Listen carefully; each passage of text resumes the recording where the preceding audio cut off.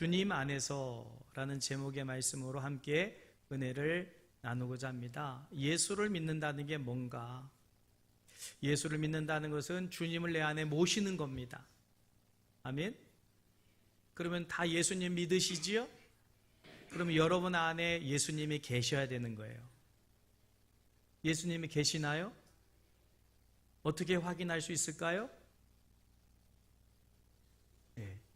계시면 고백할 수 있게 될 것이고, 또 계시면 내 안에 계신 예수 이름으로 인하여 내가 변화되게 됩니다. 내 삶이 바뀌게 됩니다.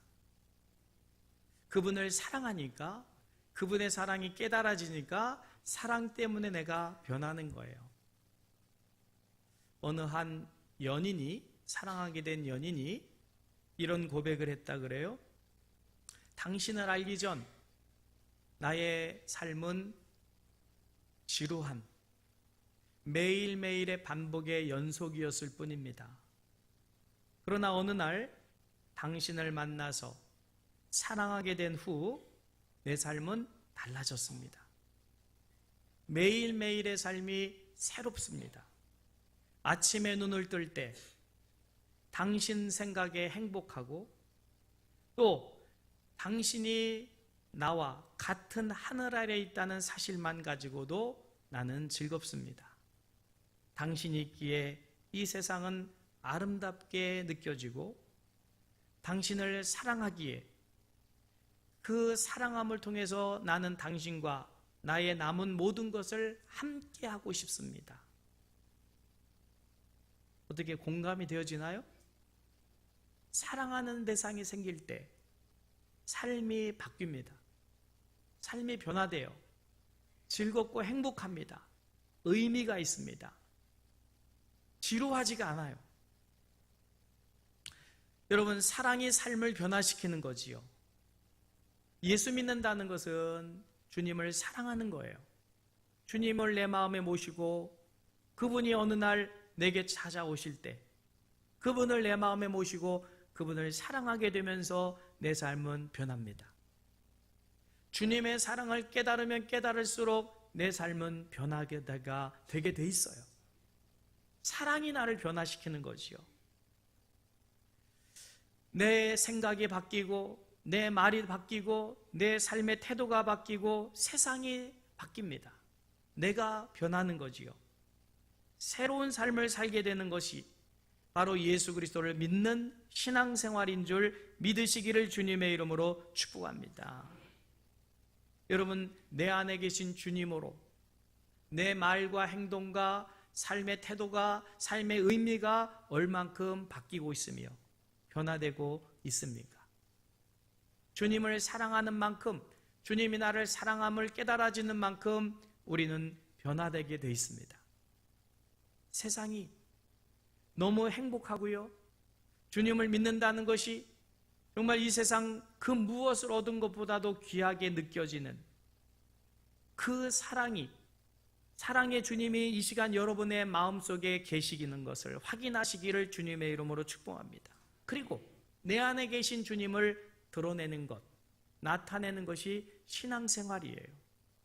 여러분, 신앙생활을 잘 하시고 계시는 줄 믿습니다마는 주님을 사랑하고 주님이 나를 사랑함을 누구보다도 크게 깨달으면서 내 안에 계시는 주님을 나만 느끼는 게 아니라 다른 사람도 내 안에 주님이 계심을 느낄 수 있도록 그 주님을 드러내는 우리가 되어야 될 줄 믿으시기를 주님의 이름으로 축복합니다. 주님은 그렇게 하시라고 내 안에 거하시는 거예요.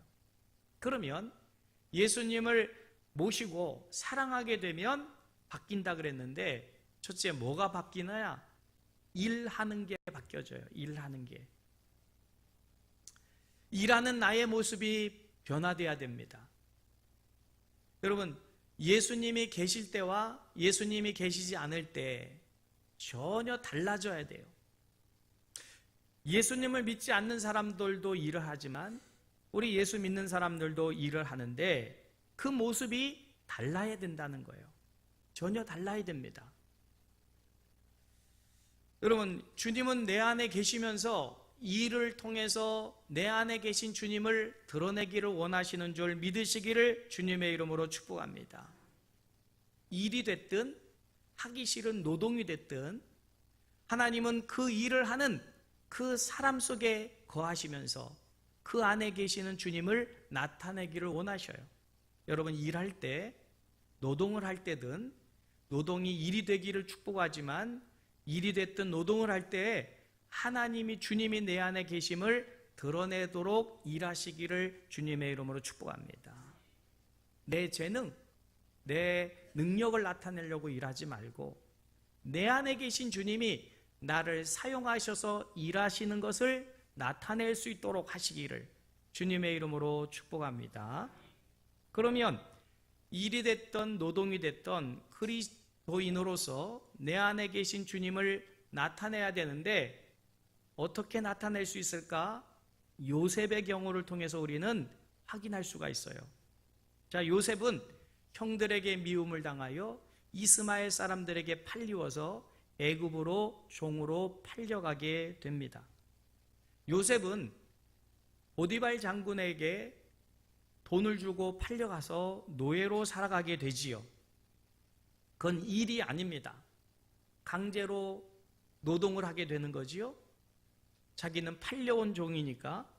그런데 요셉이 노동을 하고 있는데 다른 노예들하고는, 종들하고는 다른 거예요. 보디발 장군이 볼 때 전혀 달라요.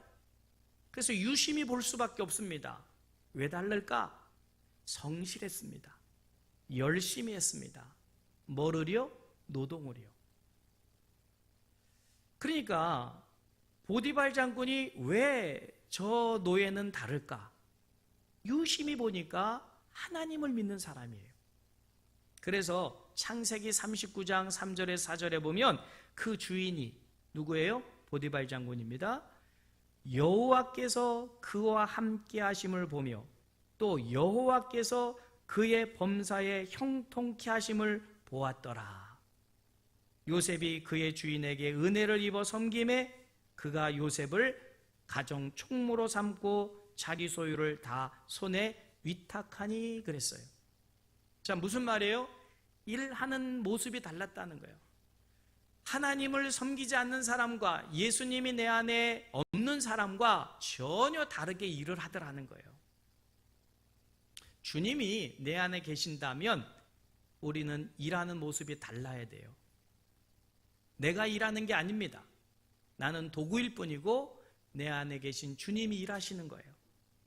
그 주님을 드러내는 것이 우리가 해야 될 일인 줄 믿으시기를 주님의 이름으로 축복합니다. 왜 그렇습니까? 오늘 본문 말씀 20절에 보니까 내가 그리스도와 함께 십자가에 못 박혔나니 그런즉 이제는 내가 사는 것이 아니요 오직 내 안에 그리스도께서 사시는 것이라. 그러면 내가 일을 하는데, 내가 노동을 하는데 내가 하는 게 아니지요? 누가 합니까? 내 안에 계신 주님이 하시는 것처럼 해야 돼요. 믿으시길 주님의 이름으로 축복합니다. 그래서 우리가 주님의 이름으로 무엇을 하든지 당신의 그 섬김이 하늘에서 해같이 빛나네. 당신의 겸손이 하늘에서 해같이 빛나네. 당신의 믿음이, 당신의 충성이, 순종이, 사랑이, 찬양이, 헌신이, 일이, 노동이 하늘에서 해같이 빛나도록 천사가 흠모할 만큼 그렇게 일을 해야 될 줄 믿으시기를 주님의 이름으로 축복합니다. 그럴 때 우리 주님이 영광 받으시는 거예요. 아멘? 근데 내 안에 주님이 계신다고 하면서 내가 앞장서서 해요. 주님이 영광을 나타나지가 않아요. 언제나 주님이 일하시도록 주님의 도구되어 세상 사람들이 일하는 대로 하지 말고 내 안에 계신 주님이 나를 통해서 일하시도록 일하시기를 주님의 이름으로 축복합니다. 그래서 교회에서 주님의 일을 하기 위해서 모였잖아요. 일을 위해서 직분을 주신 거예요. 직분은 계급이 아닙니다. 착각하지 마세요. 내가 장로가 됐다고, 목사가 됐다고 우쭐할 것도 없고 내가 집사가 됐다고 장로에게 기죽을 것도 없어요. 그건 직분일 뿐이에요. 계급이 아니에요. 서열도 아닙니다. 일을 위한 구분일 뿐이에요. 자, 그러면 주님께서 내게 직무를 맡기셨어요? 그러면 그 직무를 어떻게 됩니까? 나만 해야 된다. 이것도 아닙니다. 바나바에서 우리가 직분을 감당할 때 어떻게 감당해야 될지를 깨달을 수가 있는데, 바나바가 주님의 일을 할 때 누구를 찾아갑니까? 사울을 찾아갑니다. 물론 변화된 바울이지만 아직 사람들은 모르는 아주 흉악한, 예수 믿는 사람을 핍박하고 죽이는데 앞장섰던 그 사울을 찾아가서 사도행전 11장 25절 26절에 보면 바나바가 사울을 찾으러 다소에 가서 만남에 안디옥에 데리고 와서 둘이 교회에서 1년간 모여 있어 큰 무리를 가르쳤고, 제자들이 안디옥에서 비로소 그리스도인이라 일컬음을 받게 되었더라. 무슨 말이에요? 바나바는 자기에게 주어진 일을 감당함에 혼자 한 게 아니고 소외받고 인정해 주지 않는 사람을 데려다가 같이 일함으로 그 일의 성과를 통해서 세상 사람들이 그리스도인들은 다르구나, 비로소 그리스도인이라 칭함을 받게 되었다. 세상 사람들이 일하는 모습이 아닙니다. 세상 사람들은 일 못하면 배제시킵니다. 자기 편이 아니면 왕따시킵니다. 그러나 주님의 일을 할 때는 그게 아니에요. 교회 안에 누가 소외받는 것 같으면 모셔다 같이 일하도록 하고 하나님 영광 나타나도록 해야 될 줄 믿으시기를 주님의 이름으로 축복합니다.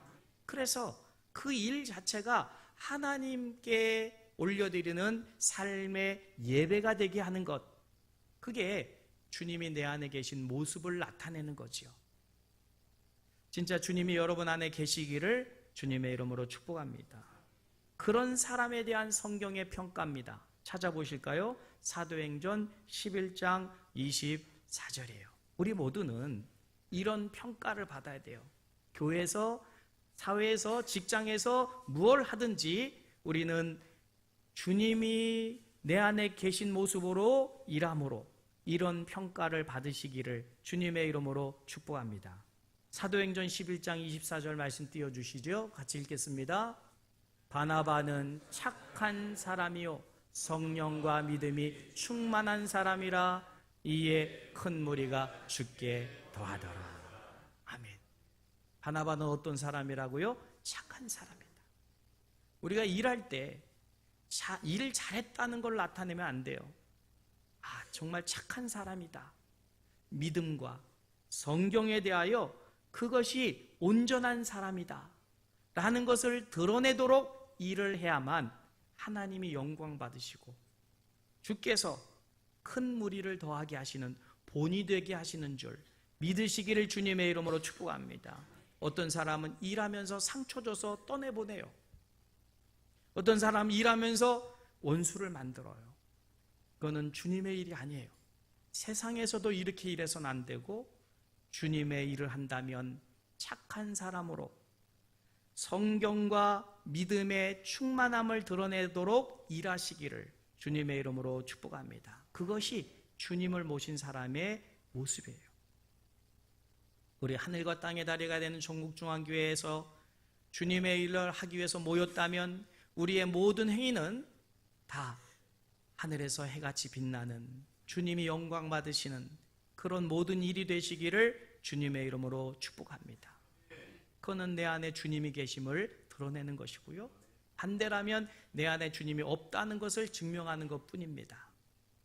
주님이 여러분의 안에 계시기를 주님의 이름으로 축복합니다. 두 번째로 뭐가 달라지느냐? 사람을 대하는 게 달라져요.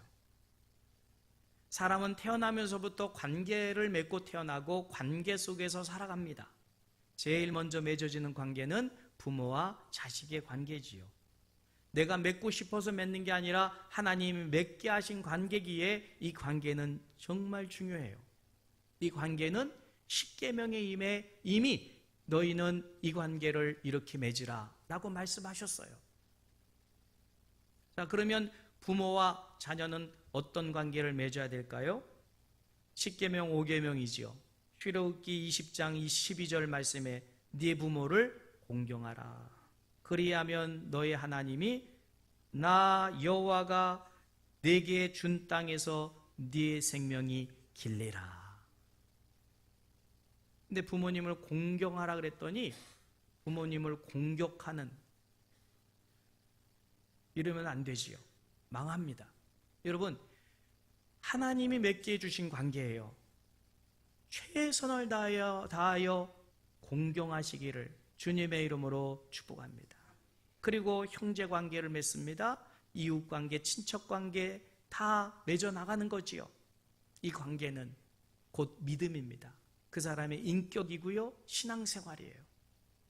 경력이 아닙니다. 직분이 아닙니다. 사람을 어떻게 대하느냐가 그 사람의 인격이고 그 사람의 믿음이고 그 사람의 신앙이거든요. 그러면 형제에 대해서는 어떻게 관계를 맺으라고 성경은 말씀할까요? 마태복음 5장 22절에 보면 내가 너희에게 이르노니 형제에게 노하는 자마다 심판을 받게 되고 형제에 대하여 나가라 하는 자는 공회에 잡혀가게 되고 미련한 놈이라 하는 자는 지옥불에 들어가게 되리라. 여기 혹시 지옥불에 들어가실 분 안 계시기를 바랍니다. 여기 혹시 공회에 잡혀가서 재판받지 않게 되기를 주님의 이름으로 축복합니다. 심판받지 않아야 돼요. 그런데 어떤 사람이 그렇게 된다고요? 노하는 사람. 교회 안에서도 화를 내는 사람이 있어요. 노하는 거지요. 이건 하나님을 믿는 사람은 이러면 안 됩니다. 형제에 대해서 노하는 자마다 어떻게 된다고요? 심판을 받게 돼요. 그러니 해야 됩니까? 말아야 됩니까? 마음대로 하세요. 대답들을 안 해. 화내겠다는 건지 대답이 없으셔서 욕하는 사람들, 그리고 미련한 자라 하는 사람들 지옥불에 들어가리라. 우리가 만난 것도 주님께서 만나게 하신 줄 믿으시기를 주님의 이름으로 축복합니다. 이어서 말씀하셔요. 그러므로 예물을 제단에 드리려다가 거기서 내 형제와 형제에게 원망 들을 만한 일이 있는 줄 생각나거든 예물을 제단 앞에 두고 먼저 가서 형제와 화목하고 그 후에 와서 예물을 드려라. 우선순위입니다. 근데 우리는 그걸 안 하려고 하고 나중으로 밀어버려요. 그러면 그가 지금 드린 예배를 하나님이 받으셨을까요? 안 받으십니다. 예배가 연락되기 위해서는 형제와 어떻게 하라는 거예요? 화목하라는 거예요. 용서를 구하고 화목해서 하나님이 보실 때 그가 온전해진 상황에서 예배를 드릴 때 그 예배를 받으시는 줄 믿으시기를 주님의 이름으로 축복합니다. 요한일서 3장 15절 중요하니까 찾아봅시다. 요한일서 3장 15절. 혹시 우리가 매일 살인죄를 저지르고 살아가는 살인자는 아닌가요? 무섭지요? 목사님, 나는 살인죄를 저지른 적이 없습니다. 세상적으로는 살인죄를 저지르지 않는지 모르지만 성경적으로는 우리가 살인죄를 저지르고 있는지도 모릅니다. 같이 읽겠습니다. 그 형제를 미워하는 자마다 살인하는 자니 살인하는 자마다 영생이 그 속에 있지 아니하는 것을 너희가 아는 바라. 여러분, 미워한다. 아니, 미워할 수 있잖아요? 아닙니다. 미워하는 자마다 뭐 한다고요? 살인하는 자니. 그러면 어떻게 해야 돼요? 미워하지 않기 위해서, 미움을 덜어내기 위해서 얼마나 나를 십자가에 못 박기 위한 그 무릎 꿇음과 성령의 도우심을 필요로 하겠습니까? 그렇게 해서 미움이 덜어지고 그리고 관계가 회복되게 하는 것만이 우리가 주여 주여 할 때 하나님이 들으시고 응답하시게 될 줄 믿으시기를 주님의 이름으로 축복합니다. 지난 금요일 남북 정상회담이 우리나라에서 열렸지요. 정말 꿈 같은 일이었습니다. 얼마나 기쁘든지요. 가슴이 뭉클뭉클. 눈물이 났었습니다. 저는 이 일이 이 땅에서 전쟁의 망령이 사라지고 통일을 위한 첫 단추가 끼워지는 귀한 일이 되기를 기도합니다.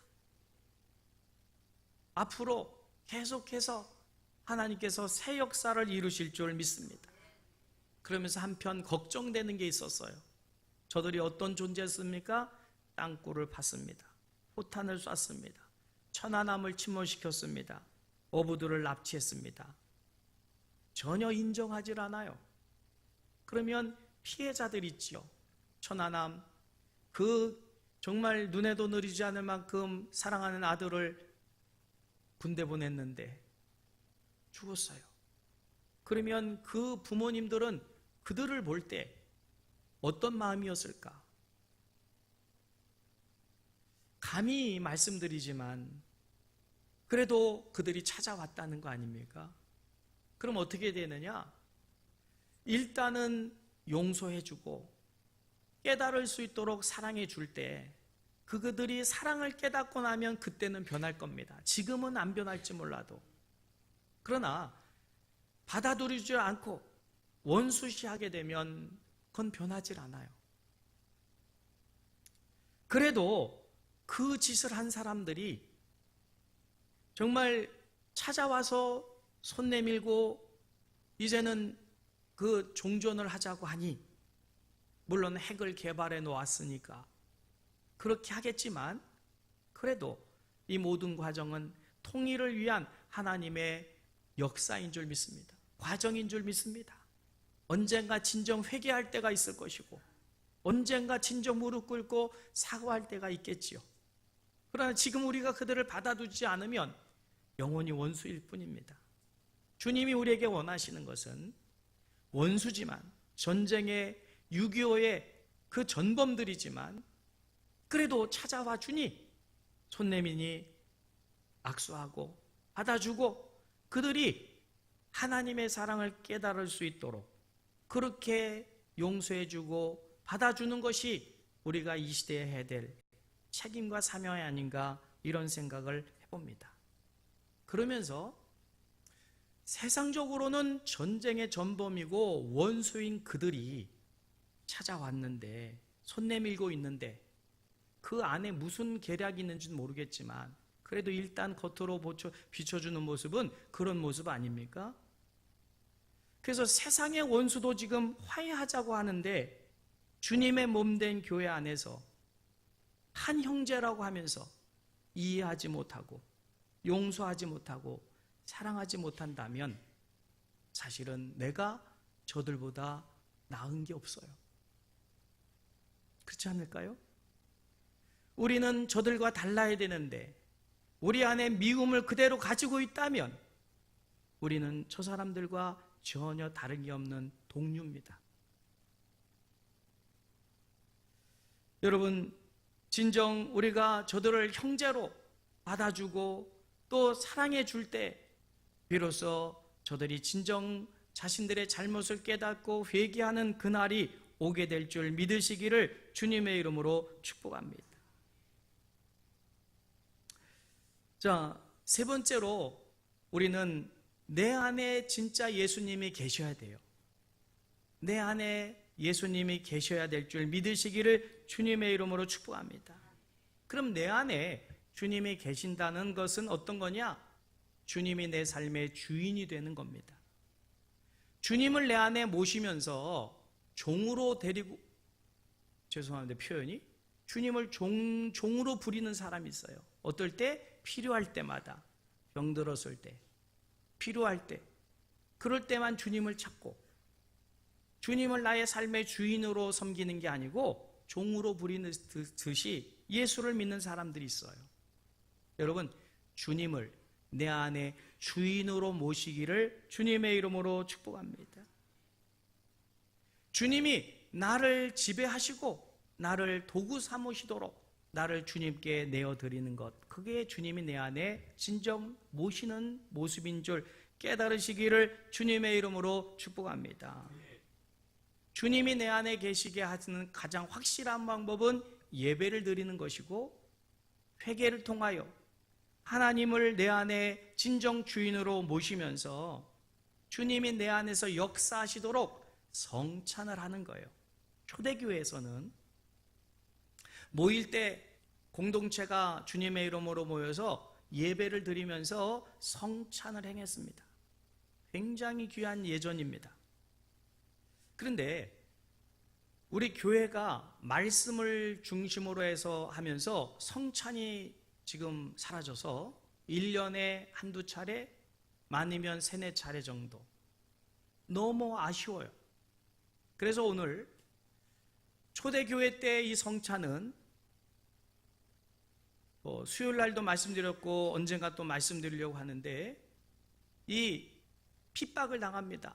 예수님 당시부터 325년 콘스탄틴 대제에서 기독교가 공인되기 전까지 300여 년을 지하 땅굴 속에 그 무덤 속에서 땅굴 파고 사는 그런 그리스도인들이 그 박해를 피해서 모일 때 그들은 생사가 정말 목숨이 경각에 달려있는 상황 속에서 만나니까 살아있음을 확인하고 얼마나 크게 서로를 껴안고 사랑을 표현했는지 몰라요.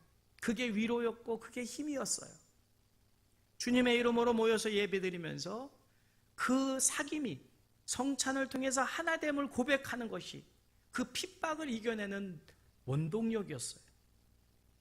근데 우리는 너무나도 살기 좋은 세상에 살다 보니까 형제의 하나됨을 자꾸 잊어버려요. 아니요. 여러분, 이것은 예배의 중심이요, 예배의 핵심이요, 우리의 신앙생활에 반드시 필요한 겁니다. 그런데 보십시오. 오늘 교회에 이렇게 오셨어요.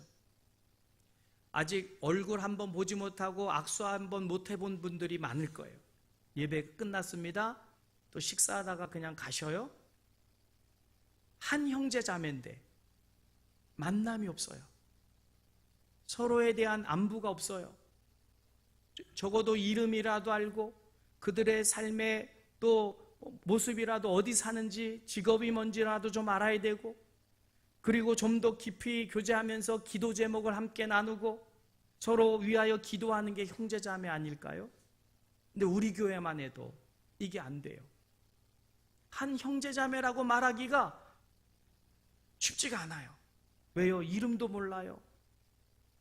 어디 사는지도 몰라요. 그분이 어떤 분인지를 몰라요. 과연 이게 하나님이 기뻐하신 예배의 형태일까? 고민이 되더라고요. 그래서 오늘 지금 처음 해보는 거예요. 그러니까 내 안에 계신 예수님을 나만 누리는 게 아니라 내 안에 계신 예수님을 우리 상대방, 우리 한 형제자매 된 지체된 그 형제자매들에게 내 안에 계신 주님이 나를 통해서 사랑하느라고 힘내라고 격려하시는 위로의 말씀과 이런 교제를 나누는 귀한 성찬이 되시기를 주님의 이름으로 축복합니다. 이게 예배의 또 핵심이에요. 아멘? 말씀으로 듣고 깨달은 것만 가지고 되는 게 아닙니다. 내 안에 계신 주님을 나타내는 것. 옆에 사람이 내 안에 계신 주님의 따뜻한 사랑을 느끼게 하는 것. 이것이 우리가 해야 될 예배예요. 삶의 예배입니다. 믿습니까? 그래서 방법은 공로 목사님이 먼저 나오셔서 성찬을 하실 거예요. 여러분 스스로 예수님의 살로 표현된 떡을 떼시고 옆에 포도주에 찍으셔서 드세요. 그리고는 옆자리에 서시면 됩니다. 회중석을 바라보고 저처럼 서시면 다음 이제 장로님들이 차례대로 나와서 성찬을 하고 또 이제 공로 목사님 서 계시겠지요? 그러면 공로 목사님하고 이성간에는 악수를 하시고 동성이라면 꼭 껴안으시면서 목사님, 장로님 사랑합니다. 주님 안에서 만난 관계 아닙니까? 어떠시냐고 지내시기가. 그러면서 찾아보지 못했다면 죄송합니다. 앞으로 잘 찾아뵙겠습니다. 라든지 내 마음 속에 계신 성령께서 그분에게 하시고 싶어 하는 말을 내가 도구되어 표현함으로 내 안에 계신 주님을 그분에게 드러내시기를 주님의 이름으로 축복합니다. 그래서 쭉 서실 거예요. 쭉 서시면 계속해서 뒤따라 나오셔서 우리 전체가 다 만나게 될 겁니다. 반주자도, 방송실 교원도 다 우리는 한 공동체예요. 누구도 소외돼서는 안 됩니다. 주님의 지체됨을, 주님의 은혜와 사랑을 함께 공유할 때 비로소 우리 주님이 우리의 예배를 기뻐 연락하실 줄 믿으시기를 주님의 이름으로 축복합니다.